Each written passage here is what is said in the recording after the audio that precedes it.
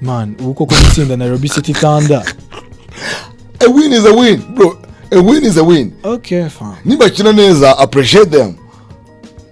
Ariko niba batsindwa byabaturutseho tubibutse ko bakoze amakosa. Okay, let's talk about this. Itsinde, APR, why are you not loyal to your fans? Come on.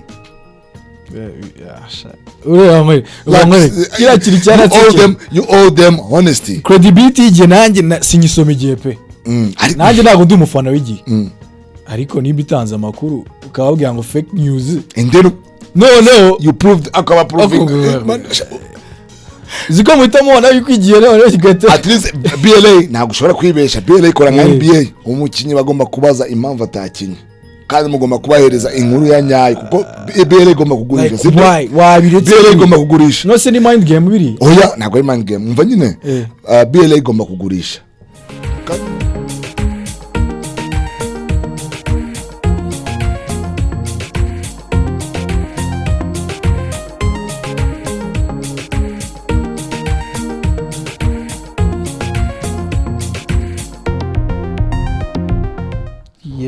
We are back with the Buzzer Pods, episode 25. Komura na ndifite bro. Watanze introduction ufite energy. Nini jyanze gute? Nini banambaraga. Okay, go. Let's start off. Okay, because I don't know any fresh. God. And we are back with the Buzzer Pod, episode 25. Menyereye uyu ni Ruhiri. Uyu ni Kabey. Yes sir. Nko twabibemereye umunsi twagombaga kuba akarikapu gatoya kuri match ya APR na Ahli. Ariko twavuga no kuri nani gatoya MBB na NCT yaje match y'abantu ariko yari iryoshye cyane yari buzz match ya Opong. Opong kabisa ari umtipe wo muri rege nuze uriya bamwita peers gira Prince Law namuzuma muri rege APR Prince Law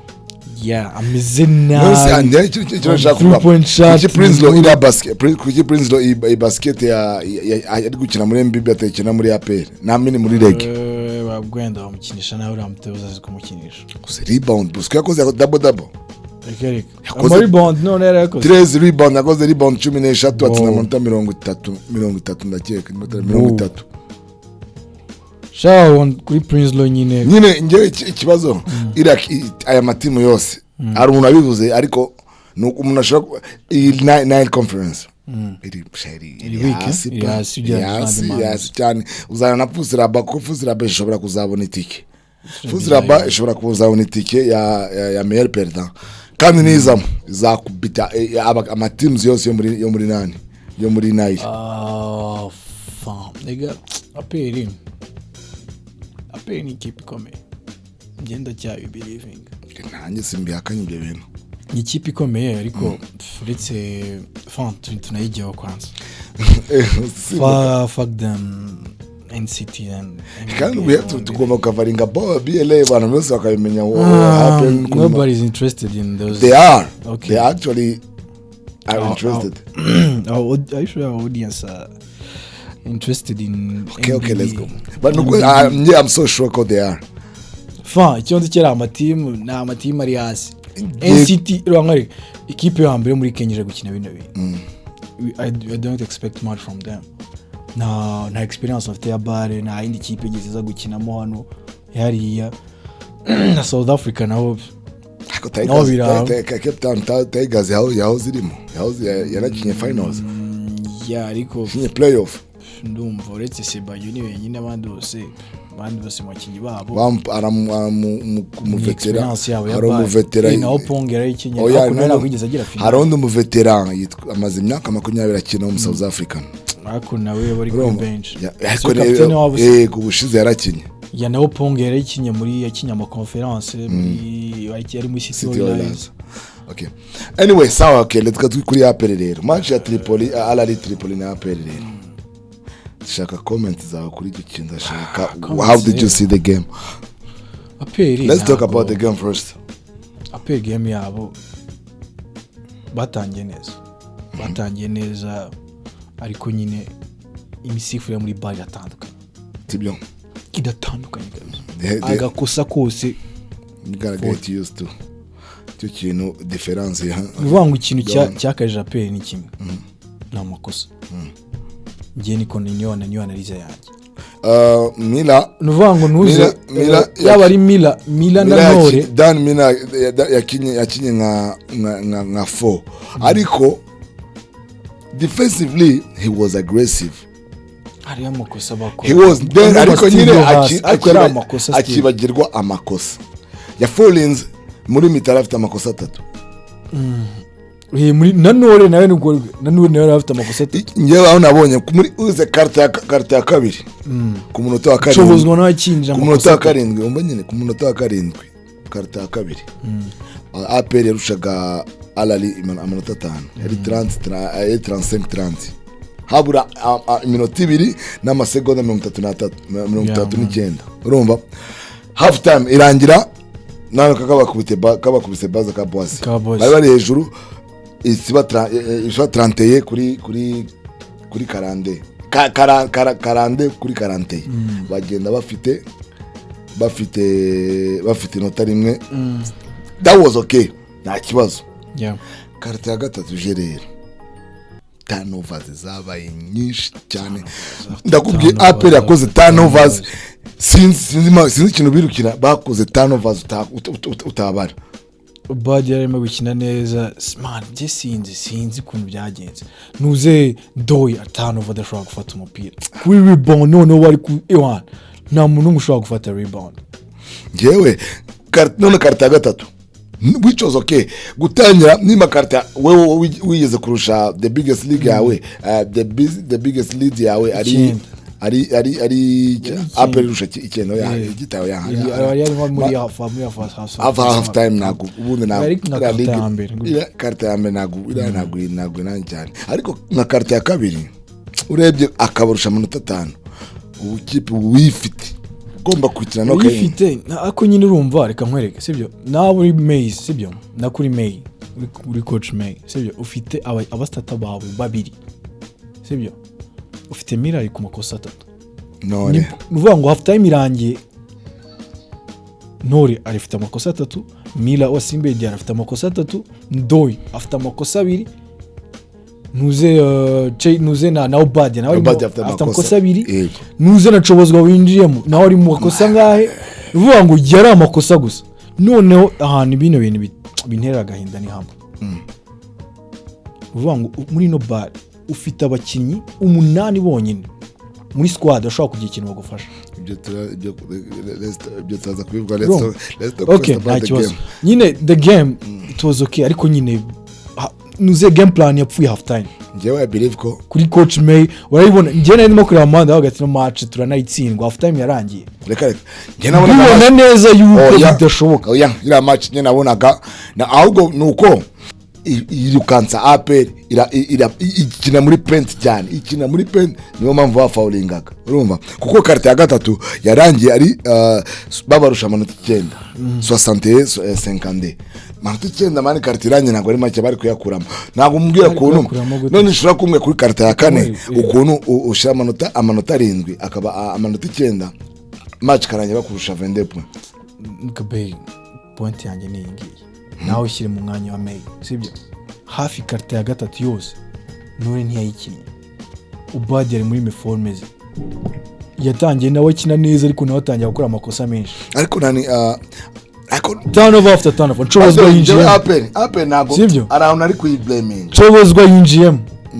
around ari kublaming APR pe asakora turnover Cobozwa birana zabireka ryari bro ukoze turnover nta kibazo why are you byarangiye mureka tsinda wana sibyo rata bawukoreye ko icyo ugiye gukora kosa rindi ubizi neza yuko team yawe already iri muri ifite ikibazo cy'amakosa inagukeneye cyane iranagukeneye Nore afite amakosa 3 half time nawe ufite 2 bose ni wowe ugomba kumufata ko nawe urimo ne wari muranaziranye mu muranaziranye ariko ukoze ikosa iri bete kora kukoze turnover ariko ndeka mubwiza ukuri APR ntabwo ari gutsinda mani idafite byari yari kuyitsindira match ariko se wabonye aba bakavukire ba Ahli urampete nimero 7 na Simba Dush wabonye kuna ari tayari match yari rebound nimero 24 wagira ngo bari baje yitwa Alamone yitwa Amnis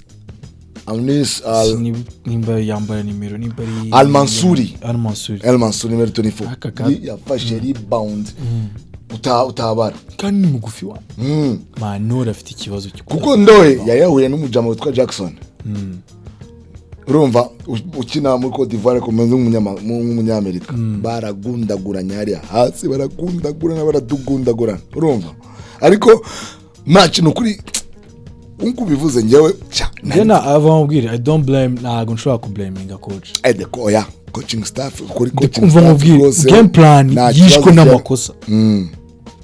half time je nayibonye neza yuko udashobora gutsindira match amakosa byaraga ku buryo warayibonaga niyo Mira aza kwinjiramo Mira nta musimbura yari afite ariko rero reka turebe Mira nta musimbura yari afite cyakoze ninde ari kumusimbura ariko we tuvugishwe ariko ikiwo cya Diarra cyaragaragaye nyine cyaragaragaye kamwereke umve kuntu batu excuse reka nkwereke kabere tuzongera tugire excuse ngizo twagize muri Senegal ngo umukinnyi yavuyemo ngo bisiranye of course no se byose kamwereke ubu ngo excuse igiye kuba Mira umva Ahli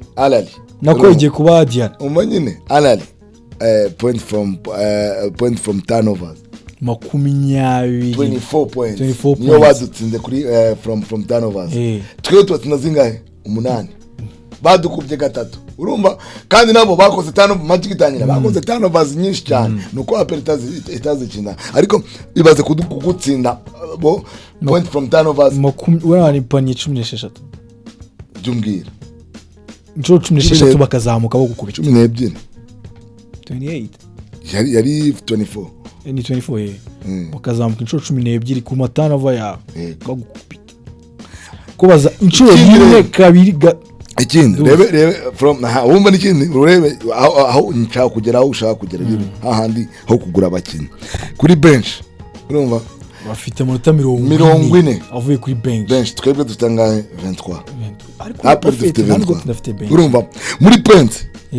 muri penti ye baba we niho honyine ngayibaze none Diarra bahari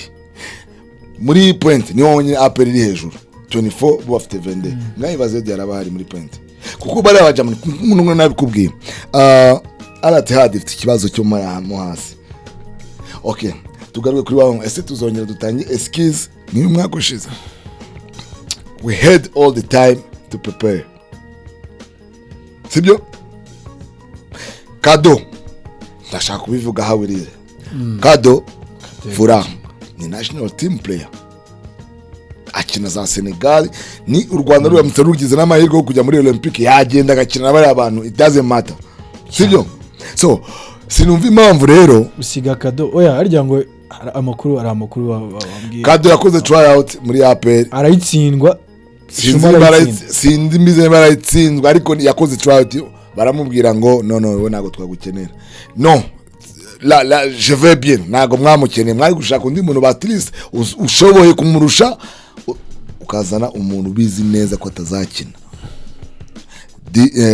sano dik ukamuzana ubizi neza ko afite imvune atazaga twabivuze abakinyi batari bavunye batari banahamagara mukama kiri muri squad ya mbere yes sinavuze ko sano azasubira mu kibuga mu kwa 8 siko twabivuze kabisa but still okay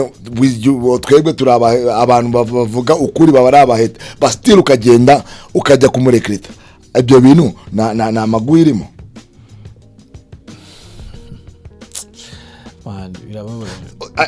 je vais bien twagiye mukama hari umuntu umva basket mukama aravunitse ni muzima last games yazikinye zape nabonye umuntu muri comment ngo mukama ngo na passport nyarwanda yagira that's a lie ura nabyaza mukama afite ababyeyi bombi b'abanyarwanda oya none n'umunyarwanda neza n'umunyarwanda nuko babizi neza ko yakiniye Canada afite iranga muntu afite akaranga muntu buzura muri championnat kina nk'umunyarwanda urumva rero nani mukama yumva basket byatarafite afite IQ ya basket aho kugira Shoma agiye yicaye hariya nanuze mukama yaje hariya riga nanuze na sano nawe mukama ashobora kumurira nk'ibyo byose ariko ukamwishiza ku ruhande none ikintu kinababaje ni n'umukinnyi wawe none wa mugani wo muri squad yawe usanzwe gukina muri champion Adonis simbizi wenda ni wowe yivugiye ko irabora atayikine maybe I don't know urabizi neza ko singa ko mukama yakwanga iyo opportunity yo gukina Adonis yaravuze ngo nzakina simbizi ndavuga maybe ndi gushiramo benefit de doute ariko reka tube realistic kuva BAL zo zatangira amakipe yo mu Rwanda yitabiriye yose yego urumva muri BAL wakoresha squad y'abakinnyi 8 ubwo nuvuga ngo muri abo bakinnyi 8 nta mvune zibwo zirajyamo kandi birashoboka ko zishobora kuba impamvu ndi kuvuga abakinnyi 8 ni izihe tuvuge muri APR sibyo urabizi neza ngiye kuvuga abakinnyi bane batazagira ikintu kinini bagufasha sibyo wa mbere Sano ni imvune ari muri squad yawe Shuma nta kintu azagufasha na kimwe uramupeti babakora muri NBA Academy nta kintu yagufasha ariko uriya we ni nyine ni araho ngaho nta nikibazo sibyo ukongeraho uriya Justin nunamuvuga ndamuvuga nyine reka unange point yawe Justin ntago afite experience ihagije yatuma ukompeta kuri no level ariko he deserve to be in the roster no he deserve to be in the roster umuntu wakoze okay ajya muri attempt afata muri attempt tugomba kujyana abakinnyi bakomeye aho bakomeye bagufasha squad y'abantu 12 yuzuye neza you don't get it none se upcoming upcoming as okay fan nta kibazo no se bamwe ni that's the rule dukeneye abakinnyi 12 bagomba gukina jewe na emotion kira muri bino bintu na maranga mutima ugomba kujyana abakinnyi 12 bose bagufasha 10 bakomeye apana 12 kuko NBA Academy bagomba kuguwabo n'umu upcoming ni 10 bagomba okay ntacyo jyana 11 12 seka nkwereke izi mvune za buri kanya 12 byaravuyemo 10 muri himi yawe ni ntago ndi kubwira mushemo yo musi ariko muri abantu 10 urumva havuye mu umwe icyenda bakina n'abarindwi wakina ntago mwanga ndanabyishimiye ko ari muri no squad kugira ngo shiremo abantu barutetika bavutse Juste he deserves to be muri iriya squad kandi ari no gutanga ibyo ashoboye nyine ariko nibihagije ku ino level none se okay bihagije se none se urashaka ko bakora iki rules are rules bahagije ku ino level abantu 10 ababwira nimba ingenzi ndi kushaka mu upcoming washiramo nde inde mu upcoming player washiramo ntabwo wowe rekita abakinnyi 10 players ubura kubwira bagutuvuge wowe ufite squad ya APR sibyo niwe ugiye guhitamo abakinnyi tuvuge ufite Kado ufite na Justin watwana bose abakinnyi banjye bose abakinnyi banjye ba APR bose abakinnyi banjye ba oya urabyemerewe ugiye muri competition ya Afrika wemerewe kuri krita yego wahitamo nde hagati ya Kado na Juste je nafata Juste kuko ushoma ahubwo Juste oya nje nagerageza uri kumugereranya n'umuntu utagereranya Juste ira place arimo ari deservinga cyane kandi shout out to you reka tureke imwe na Juste sibyo nta n'ikibazo ngiye ikibazo mfite ngiye ufite abakinnyi batatu muri squad cyangwa babiri wakagombye kuba batagize ikintu na kimwe bagufasha muri squad kandi bizeye wakagombye kuba focused n'abakinnyi babiri batagize amazi babiri tugomba kujyana abakinnyi b'abanyarwanda bare bishoboka yuko batatu nuri aho muri babiri okay ntacyo babiri kuko bari babiri bakureho kuko bagomba kuba bahari ahubwo you so lucky Juste no kujyamo gatsina akandikisha urumva ejo siyandikije garbage time none se ko choboza avuyemo gutya se choboza bafite ikindi kibazo oye none se kumbwira ngo Juste atazavinga ibyo bintu Juste atazavinga kuba muri a roster 100% namukamara bizavinga urumva Shoma Karekezi Dylan I don't know you ntabwo nzi wanyu ariko you don't deserve kuba muri ya roster Dick you are a good player ariko mu givunitse nta kintu ariko wamugana easy money ni ndakunda easy money nimba arambwiye ngo ngwino tuzagabanya gutya why not nanjye ikibazo mfite ngiye ni kimwe muri bintu nanjye sibyo ni mpamvu ndi kuvuga bino bintu byose ndi gusoundinga nk'umuhate ariko ikintu cya mbere kiri kumbabaza ni kimwe murangaruka wa buri munsi ufite squad ntago BAL ishobora gukinwa reba nk'ubu ngubu ntago yakinwa n'abantu 8 abakinnyi 5 abasimbura 2 ivuga ngo abandi bantu 2 nta kintu bashobora ntago bagufasha reka ngwize anjewe reka muzi kuri akoreka nkwe uziko Maye afite abakinnyi 9 bakina nyine ndikubwira none reka afite abakinnyi 8 urumva afite abakinnyi 8 bakora difference havuye mu umwe ngo nuvuga ngo ufite 5 ba mbere na 2 bonye bashobora kuva kuri bench bagakora difference nyumva ngiye nicyo kibazo mfite kandi suku reba nk'ubu ngo twagiye muri foul trouble sibyo Mila niwe yari gusimbura Diarra ko yagize ikibazo cy'imvune ibaze yakadaza kuba hari yari gukora akadomo yari kumufasha nta rebound yari kuyafata ama rebound ako shumu ufite kuri bench akine kugufasha tika nta kintu ari kugufasha kubyananze ko byagenze Steve koko yari kuburikira kora muri na squad APR nyifite advice ndabizi nago bari nago kuyumva tuzavuga tunaruye umva advice nyene nshagwa APR ndabizi nago uzayumva ariko sinzi impamvu you are giving your haters the right to be right, like your haters mnikutuma baba right, and you shouldn't be giving them urumva the room to be right. Ibintu bibavugwaho you have ni nko kubyenyegeza tu ngenda cyababwira advice like do whatever it takes urumva kugira abaheta banyu muba proving wrong, you guys proving right aho ba proving wrong, proving them wrong kuko if I expect this to of course they expect APR to fail, right? They expect APR to fail, and APR ni failing iraba proving the right, so itsinde iraba proving the wrong, so I want them like abaheta barabis you know yourselves mufite abaheters benshi cyane, but they come the mal, you don't think nago mutekereza kuri cyo kintu ko you keep giving them the room to be right. Bazakomeza bavuga kuri babahitinga abantu bishimye, doesn't we suppose kwishimira nshi abantu bashaka mu Rwanda ruri gukina, it's not APR for now. Uzimamvu bino bintu sengeye binanira no n'u Rwanda ruri gukina wapana kumva umuntu atangiye guhetinga ko APR yatsinzwe. Uzimamvu bino bintu binera ubwoba nuko bintu bya squad na indi kipe bintu bishobora kuba kujyana squad iri wiki gutya itari APR. Squad naguri wiki uva mubwire oya gushaka abakinyi batabimerita b'abanyarwanda ntabwo rege bino bintu babye Ferwaban yabyemera ko bino bintu biba na ministeri yabyemera ko bino bintu biba, ariko periyo byashoboka APR sikore byishaka ariko uratekereza wewe ntabwo nemeranya nawe ko squad iri wiki kubera yuko reka nkwereke harimo abakinyi batagomba kuba bari is coming days ya NCT Diarra hari urumva bazazitsinda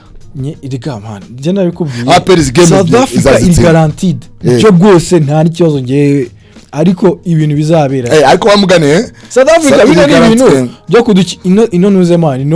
ino conference iroroshye kubwira mama equipe birajemo bwa mbere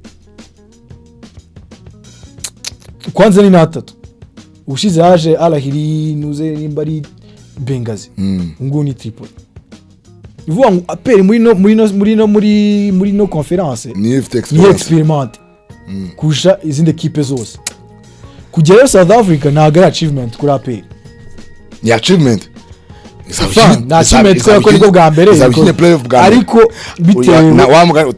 utangiye gustandinga nk'umuheta man uko gutsinda na Nairobi City Thunder. A win is a win bro, a win is a win. Okay fine, niba kina neza appreciate them, ariko niba tsindwa byabaturutseho tubibutse ko bakoze amakosa. That's nako hara naguma umuheta tuzajya South Africa sent tuzajyayo. Okay, let's talk about this. Ikindi APR, why are you not loyal to your fans? Come on.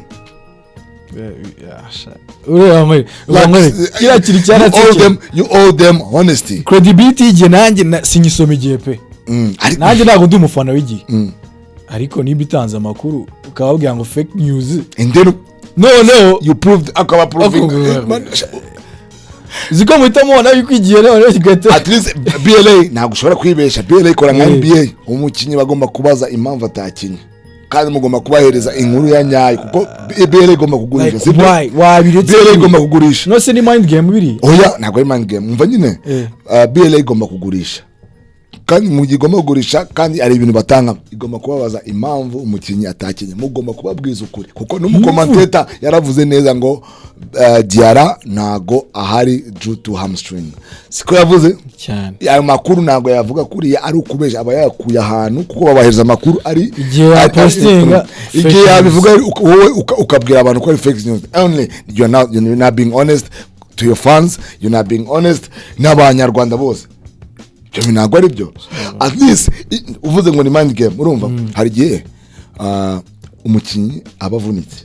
avuye mu mvune sibyo cyangwa yaravunitse agasohoka hanze akagenda nakuriye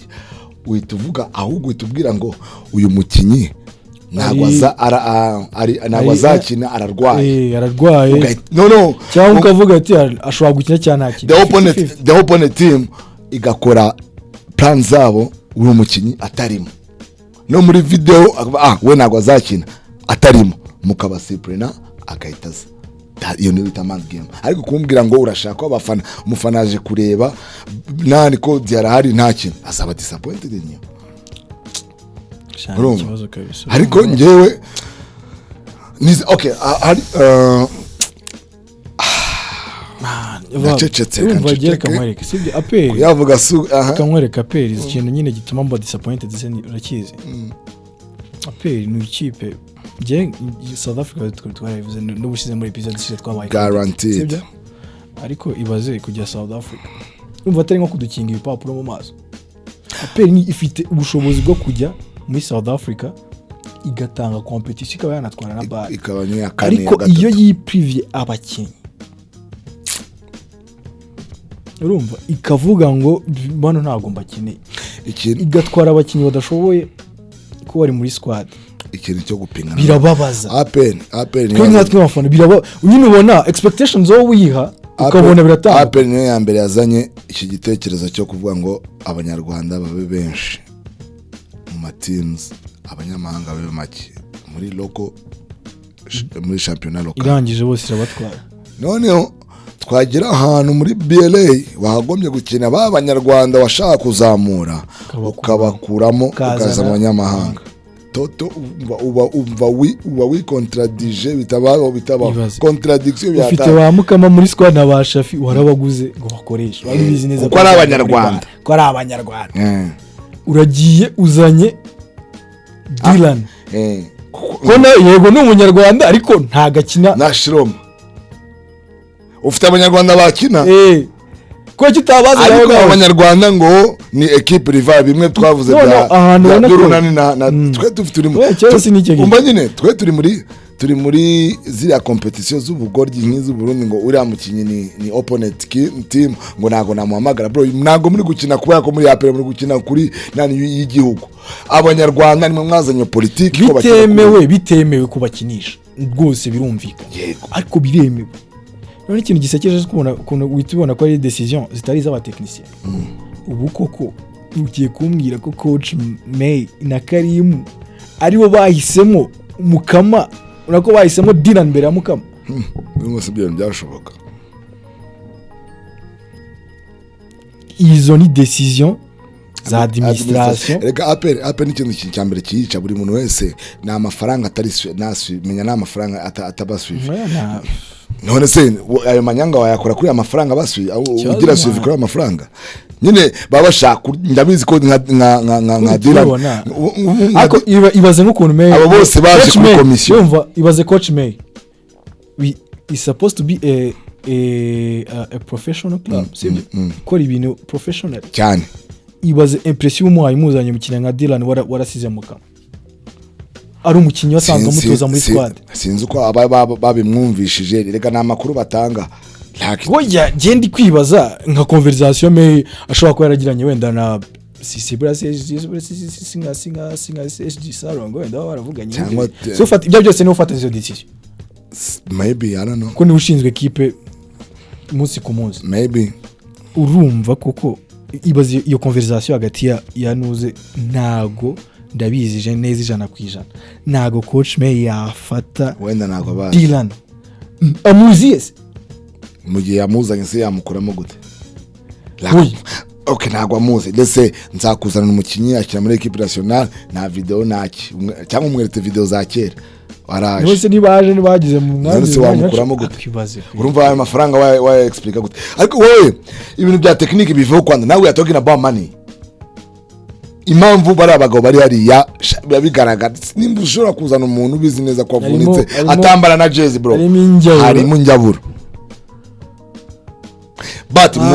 murye iyo njaburo mushizemo hasi n'ubwenge mujye iyo njaburo muzanye umukinnyi ushoboye. How about that? It's fucked up, bro. Anyway, very very sad. Ndabizi neza ko ejo match urumva iyi loss y'inyi nani yararimo Diarra nago yarahari but nago ari excuse kandi nabonye ko team iri gukina neza nuko yahuye ni team komeye ariko match ejo bundi abafana muzaze mushigikira pe izana itsinda rwose. Let's come to support the team yacu. Let's be the wake up call kuri bo nyine nimba nori gerageza kuri defense nzima wa tibyo ingi nagari Rwanda Basketball League amakosa ukora wigukora ntagari hamwe cobozwa you have to level up man. Ahubwo shout out kuri Poyo he's giving ari gutanga ibyo afite nubwo ejo shoot zitamukundiye neza ariko byira kiri neza bibona ngiye cyoze wagira Robins ari gushiramo shout out to him kabisa ari ku giving ibyo ashoboye rwose ari gukina neza cyangwa mwabibonye kabisa no muvetera atanga nayo ibyo afite yana kabisa ikintu cyambere muri mukosora bwa mbere mugabanya amakosa kabisa ikindi ngiye nshigikira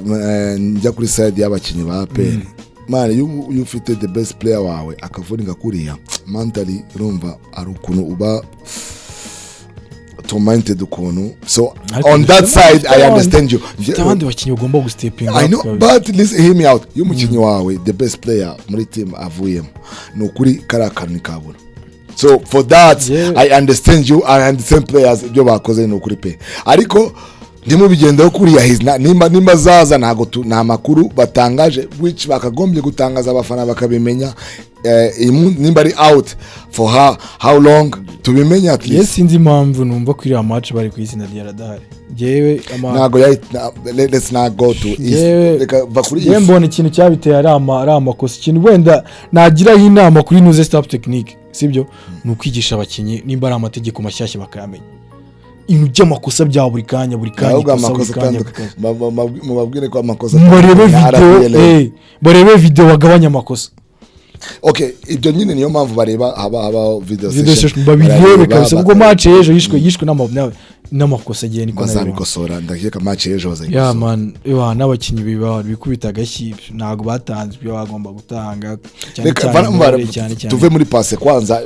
from that past gateke kurambira abantu that past izatuma babyigira kujya ba prepare match ejo. Good luck nizere yuko reka nizere yuko arimo room yo gukosora irahari ndi kuvuga South Africa ko dushobora kuzongeramo abandi bakinyi atari ira squad turi APR nimushaka muvuge we gonna do twagiye nizere yuko ari mindi room kuko muri kubibona nimba avuyemo nimba dufite abakinyi 8 bashobora gukora difference umwe akavamo hagize n'umundi uvamo bro reka tureke abakinyi 5 tuzongera ejo bundi kuri match ejo bundi reka tureke kuramira abantu guys nukarakare wowe nukarakare reka nkwereke nukarakare nshuti y'Imana reka mbaze iskawa pole sana nukarakare none se ikintu kimbabaza se muri bintu byose gitumana narakara nukarakare nshuti y'Imana na yindi kipe bintu bashobora kwemerera ko biba umva uzi nka rege igijazi izamuye gutyo umutwe Firgoba yabayicanye umuriro mini sports yabayicanye umuriro yapa de fumer sans feu niko mu France avuga so i fumer za umunsi umwe uzashaka bituritse ngiye mva nkubwira APR n'ubundi zajya South Africa nitajya byibura igomba kurenga byibura amatsinda itayarenze mvanye njye nitarenga amatsinda na APR nzahita nyikaraba ntabwo nzongera no kunayivugaho APR arakaje ruhigi sinzi byagiye ntabwo nzongera no kunayivugaho rwose nzajya nivugira kuri Patriote na Ligue na za UGB by the way uyu munsi ari match ni kwa gatatu ari match ya championa ya Azam kona na nani na Espoir kandi ni free entrance yego Azam kona Espoir hano Petit Stade kwa gatatu yego so man rero akurera attendance ntabwo imeze neza muri BAL sinzi ikibazo abafana bafite bro yo tugeze tugere ku match turebe ukuntu bimeze tugere muri arena hariyo show aho harimo agashow keza bya harimo agashow biriya bintu tubona tuvuga ngo bya federation nubwo bafite akabije gatoya urumva muri arena bameze neza nubwo bafite akabije gatoya bigire kuri BLA bakora akantu muri playoff kameze neza tuba dufite sponsorship cyane n'imbigiye ari nimba bet tukifite I don't know nta makuru tuba abantu baba batangaza ujya kubaza umuntu amakuru naye agoheso man naho utaha rero ndumva harya kwa gatanu tuzakora dukora kuvuga ngo the day after tomorrow tomorrow but one okay guys naho utaha tuzamura imibare nuze episode bishize abantu benshi bayikunze kano ka recap ka match ishize mukomeze rero mu subscribing mu liking comments zanyu turazisoma byiza kandi turabyishimiye akenshi ziba ziri positive cyane natwe biduha imbaraga zo kumya dukora rero naho utaha muri episode ya 26 and shaka gukora APR ushyiremo akagufu abakinnyi turi kumwe namwe naho utaha peace kireka n'imbere ikindi dushaka kongeraho nta kindi rero naho utaha muri episode 26 muri recap ya Nairobi City Thunder. Sawa. Ciao. This podcast is brought by iSmart House, your best podcast agency in Rwanda.